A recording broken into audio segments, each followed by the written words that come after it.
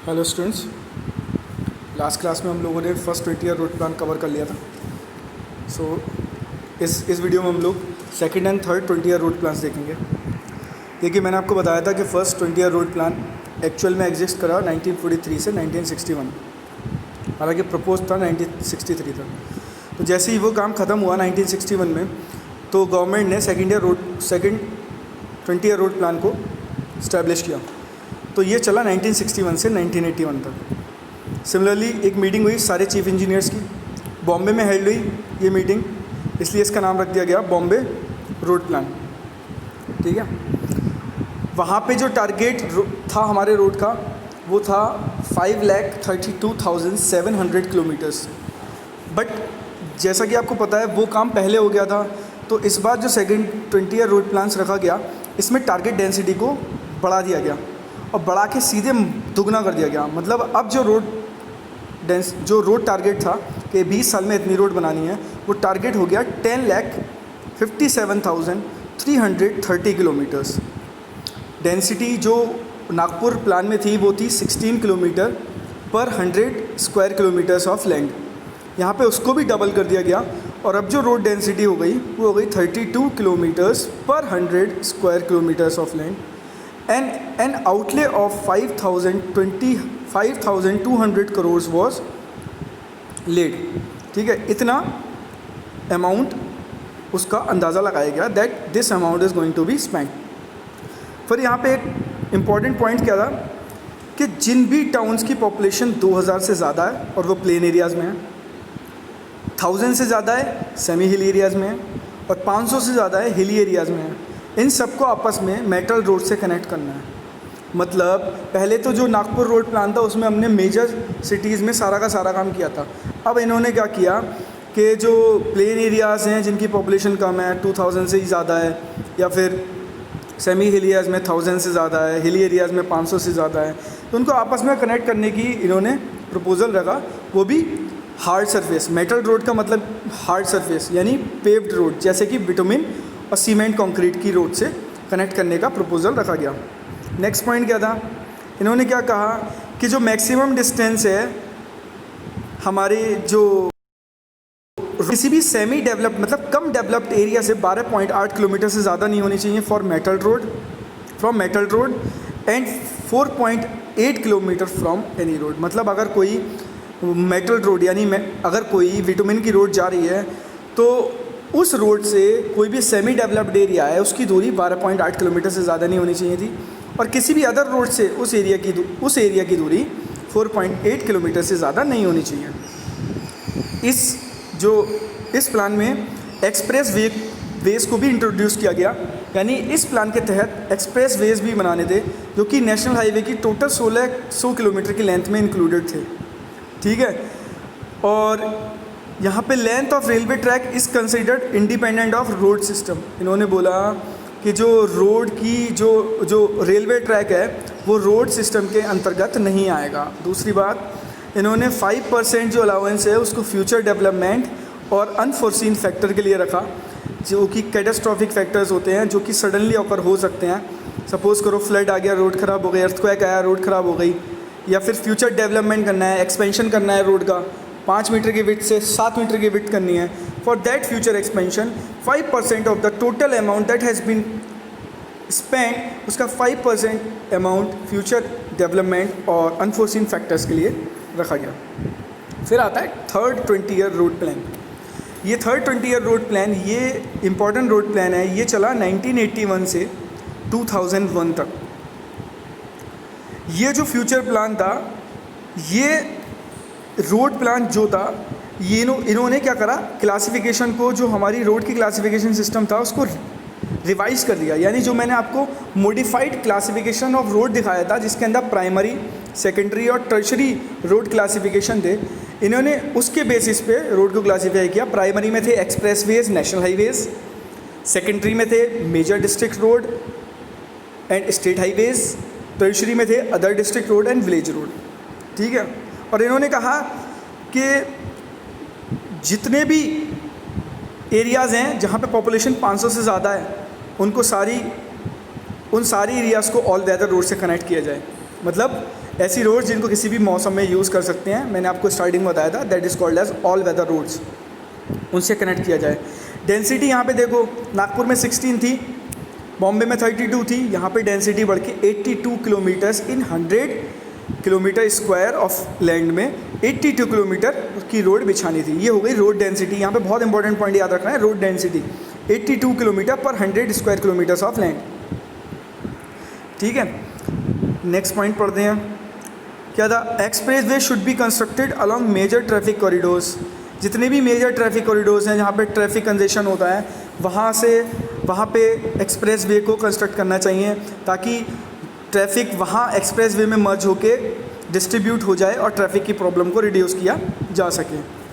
और उन्होंने क्या कहा कि जितने भी टाउन्स और विलेजेस हैं जिनकी पॉपुलेशन 1500 से ज़्यादा है, it should be connected by major district roads, and village having population 1000 से 1500 it should be connected through other district road. ये तो पता ही है आपको कि मेजर डिस्ट्रिक्ट रोड और अदर डिस्ट्रिक्ट रोड का क्या रोल होता है in a particular district, connecting major business areas, major industrial areas, major cities. तो ये बोल रहा है कि जितने भी विलेजेस या टाउन्स थे जिनकी पॉपुलेशन 1500 से ज़्यादा की थी उनको मेजर डिस्ट्रिक्ट रोड से कनेक्ट करना था, और जिन विलेजेस की पॉपुलेशन 1000 से 1500 थी उनको क्या करना था? अदर डिस्ट्रिक्ट रोड से कनेक्ट करना था। ठीक है, नेक्स्ट देखते हैं highway alignment. It's a very important term, highway alignment. First will see the definition.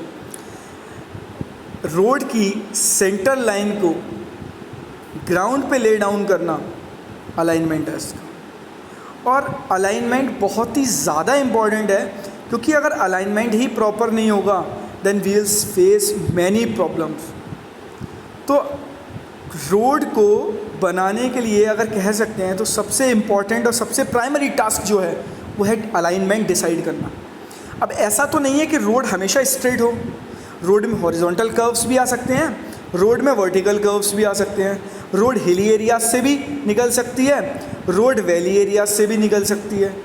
तो अगर इस तरीके से रोड आपको पता है डिफरेंट क्रॉस स्लोप से निकलती है, डिफरेंट ग्रेडियंट से निकलती है, डिफरेंट स्ट्रेटा से निकलती है, तो वहाँ पे हमको पहले ही रोड का अलाइनमेंट डिसाइड करना होता है।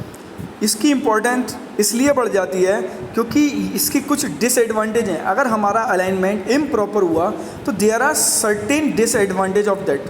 फर्स्ट क्या है कि एक तो कंस्ट्रक्शन की कॉस्ट बढ़ जाएगी, सेकंड क्या है मेंटेनेंस कॉस्ट बढ़ जाएगी, व्हीकल को ऑपरेट करने में कॉस्ट बढ़ जाएगी। व्हीकल ऑपरेशन कॉस्ट का मतलब अगर सपोज करो बहुत ज़्यादा स्टीप ग्रेडियंट है, हॉलिंग capacity will be more engine power will be required, और जब मोर इंजन पावर होगी तो फिर क्या होगा? Fuel usage will be more. तो यहाँ पे भी व्हीकल ऑपरेशन की कॉस्ट बढ़ जाएगी, ऑब्वियस सी बात है, ज़्यादा पेट्रोल यूज़ करना पड़ेगा।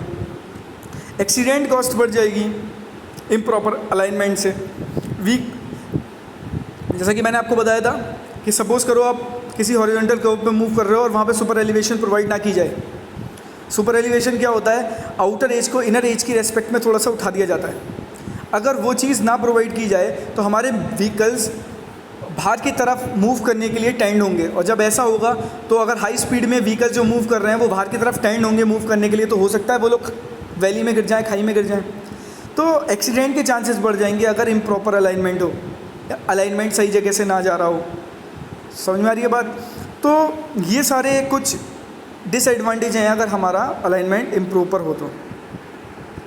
अब क्या कहा गया नेक्स्ट सेंटेंस में कि once the road is aligned and constructed it is not easy to change the alignment due to increase in cost of adjoining land and construction of costly structure. क्या बोला गया है? आपने अलाइनमेंट फाइनल कर लिया, आपने रोड बना दी, अब उसी रोड के बराबर में किसी फॉर्मर का खेत है या लैंड है, आपको अलाइनमेंट चेंज करना है तो आपको विड्थ की रिक्वायरमेंट होगी। तो आप क्या करेंगे? आप उस किसान से बोलेंगे कि मुझे आपका लैंड चाहिए, तो वो किसान क्या करेगा? अपने हिसाब से उस लैंड का पैसा लगाएगा, गवर्नमेंट अपने हिसाब से लगाएगी, तो कॉन्फ्लिक्ट होंगे और हो सकता है गवर्नमेंट को ज़्यादा पैसा पे करने पड़े।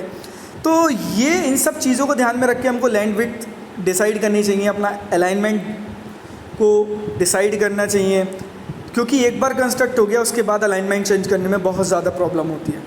ठीक है, तो ये कुछ इंपॉर्टेंट पॉइंट्स हैं। नेक्स्ट पॉइंट है ये देखिए मैं आपको एक फिगर शो कर रहा हूँ, इसमें जो डॉटेड से सेंटर लाइन शो हो रही है यही अलाइनमेंट है, आप एक तरीके से समझ सकते हो। इसी को ले डाउन करना इट्स अ टीडियस टास्क, उसके बाद तो रोड कंस्ट्रक्ट हो जाता है। ठीक है, कुछ डिफरेंट टाइप ऑफ अलाइनमेंट भी दिखाऊंगा मैं आपको। ये देखिए 180 डिग्री बैंड में भी जो अलाइनमेंट है वो चेंज नहीं होगा, वो उसी पर्टिकुलर डिस्टेंस पे आएगा फ्रॉम बोथ एजेस। ये आप देखिए एक अनड्यूलेटिंग एक सरफेस है सेकंड, उसके अंदर भी अलाइनमेंट दिखाया गया है। ठीक है, फिर यहाँ पे एक 90 डिग्री कर्व बैंड पे दिखाया गया है, फिर यहाँ पे एक स्टीप ग्रेडियंट पे एक फिगर शो की गई है, वहाँ पे अलाइनमेंट दिखाया गया है। तो it is very much important to decide the alignment as early as possible. And 4 important point हैं हमारे अलाइनमेंट के। एक तो ईजी होना चाहिए, एक शॉर्ट होना चाहिए। शॉर्ट क्यों होना चाहिए? क्योंकि किन्हीं भी दो शहरों के बीच में अगर शॉर्ट अलाइनमेंट होगा तो डिस्टेंस जो हम होगी वो उसको हम कम टाइम में कवर कर सकते हैं। अगर यही अलाइनमेंट ज़्यादा डिस्टेंस पे हो और उन्हीं दो शहरों को कनेक्ट कर रहा हो तो then it will take more time to reach from one place to another place.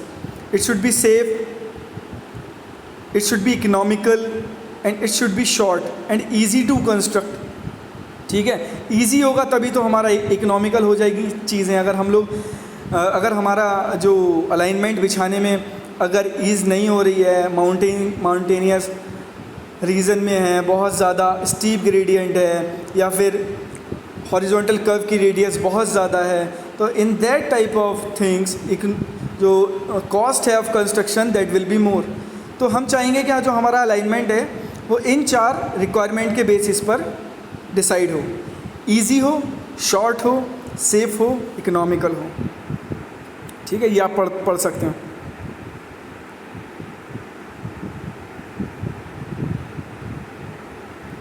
Next है फैक्टर्स कंट्रोलिंग द अलाइनमेंट। ये 5 फैक्टर बहुत ही ज़्यादा इंपॉर्टेंट है। किसी भी अलाइनमेंट को कंट्रोल करेंगे ये 5 फैक्टर। ऑब्लिगेटरी पॉइंट्स पढ़ते हैं पहले। फर्स्ट ऑब्लिगेटरी पॉइंट्स क्या होते हैं? वो पॉइंट्स कि हमारा अलाइनमेंट कहाँ से पास होना चाहिए, हमारा अलाइनमेंट कहाँ से पास नहीं होना चाहिए। पहले देखते हैं हमारा अलाइनमेंट कहाँ से पास नहीं होना चाहिए। एग्जाम्पल देखिए, पहला दे रखा है रिलीजियस प्लेस। सपोज़ करो आपकी रोड किसी ऐसी जगह से पास हो रही हो जिसके बिल्कुल ही नियर बाई एक रिलीजियस प्लेस हो, और रिलीजियस प्लेस पे कोई भी दिन ऐसा हो जहाँ पे बहुत ज़्यादा क्राउड गैदर होता हो। तो अब बहुत ज़्यादा क्राउड गैदर हो रहा है, बराबर में रोड है, ट्रैफिक प्रॉब्लम होगी। तो हम चाहेंगे कि हम इस प्रॉब्लम को रिमूव करें ताकि हम अपना जो अलाइनमेंट है वो उस जगह से पास ना करा के कहीं और से पास करा दें ताकि ट्रैफिक प्रॉब्लम ना हो। सेकंड क्या है? कॉस्टली स्ट्रक्चर्स, बहुत ज़्यादा कॉस्टली स्ट्रक्चर हो और कोई अनकंट्रोल्ड व्हीकल आ रहा हो और उससे उसमें कोलाइड हो जाए, तो जो हमारा बहुत ज़्यादा कॉस्टली स्ट्रक्चर है उसको बहुत नुकसान होगा, हो सकता है वो डैमेज होकर गिर जाए। तो these are some important points कि हमारे स्ट्रक्चर कहाँ से पास होने चाहिए, हमारा जो अलाइनमेंट है, हमारी जो रोड है वो कहाँ से पास होनी चाहिए, कहाँ से पास नहीं होनी चाहिए। तो कहाँ से पास होनी चाहिए? ब्रिज से पास हो सकती है, सही है, इंटरमीडिएट टाउन से पास हो सकती है, माउंटेन के थ्रू पास हो सकती है। ठीक है, तो these are some important points कि हमारी रोड कहाँ से पास होनी चाहिए, कहाँ से रोड पास नहीं होनी चाहिए। तो ये है हमारे कुछ ऑब्लिगेटरी पॉइंट्स। फिर है हमारा ट्रैफिक। अब जब भी हम अलाइनमेंट डिसाइड करेंगे, कभी भी हमें नई रोड बनानी है तो हमको ये ध्यान रखना होगा कि उस रोड की इंपॉर्टेंस है भी या नहीं। अनइम्पोर्टेंट रोड बनाने से क्या फ़ायदा जहाँ पे ट्रैफिक ही ना हो, जहाँ पे मूव करने वाले लोग ही ना हो। तो इसके लिए हम एक ओरिजिन एंड डेस्टिनेशन स्टडी करते हैं। इसमें हम क्या करते हैं कि हम लोगों से पूछते हैं कि आप किस रूट पे जा रहे हैं। तो अगर सपोज़ करो हमने 10 लोगों से पूछा, उसमें से 10 में से 8 लोग एक रूट पे जा रहे हैं, तो यानी वो रूट इंपॉर्टेंट है।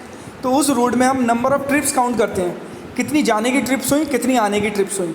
Based on that we will draw desire lines. हम लोग डिज़ायर लाइंस ड्रॉ करते हैं and based on the desire lines हमको किसी भी रोड की इंपॉर्टेंस पता लगती है, तो हम वहाँ पे अलाइनमेंट अपना ड्रॉ कर सकते हैं। मतलब हम वहाँ पे हम लोग रोड को कंस्ट्रक्ट कर सकते हैं। तो origin and destination study is a very much important concept while deciding any new alignment for construction of road.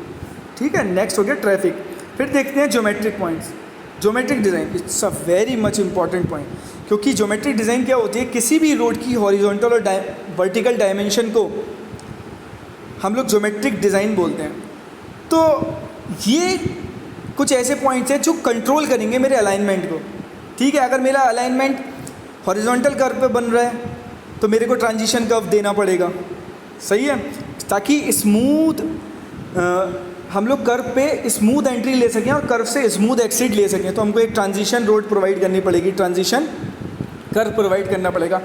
तो ये जब मैं आपको सेकंड यूनिट बताऊंगा ना, ज्योमेट्रिक डिज़ाइन आपकी सेकंड यूनिट है, तो मैं आपको बताऊंगा कितनी इंपॉर्टेंट है ये वाइल फॉर मतलब ये कंट्रोल करते हैं हमारे हाईवे के अलाइनमेंट को, जहाँ से हमारा रोड पास हो रहा होता है, तो हमको उसी हिसाब से उसकी हॉरिजॉन्टल और वर्टिकल डायमेंशन को डिसाइड करना चाहिए, ठीक है।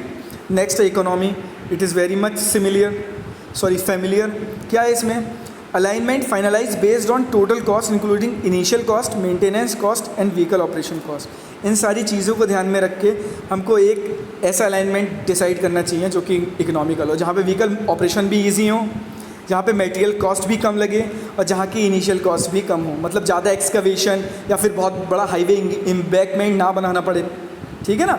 तो इन सब चीज़ों को ध्यान में रख के हमने अपने अलाइनमेंट को डिसाइड करना चाहिए और ये सारे फैक्टर्स हमारे कंट्रोल करते हैं। कुछ फैक्टर हैं ड्रेनेज कंसिडरेशन, हिली एरियाज़ में बहुत ज़्यादा प्रॉब्लम होती है ड्रेनेज की, सही है। अगर कोई फ्लड प्रोन एरिया जहाँ पे बाढ़ आती हो तो वहाँ पे रोड के ऊपर भी बाढ़ आ सकती है, फ्लड आ सकता है। तो these are some other important points that decide or controls the alignment of a particular road.